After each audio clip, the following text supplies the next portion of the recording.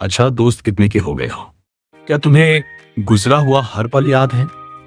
सब कुछ धुंधला सा लगता है ना, जैसे कोई पुरानी हसीन कहानी। तो फिर तुम रुक क्यों गए हो? जिंदगी तो आगे बढ़ रही है। सोचो आज का दिन भी कल एक याद बनेगा। क्या तुम इसे खास बनाना चाहती हो या यूं ही जाने देना?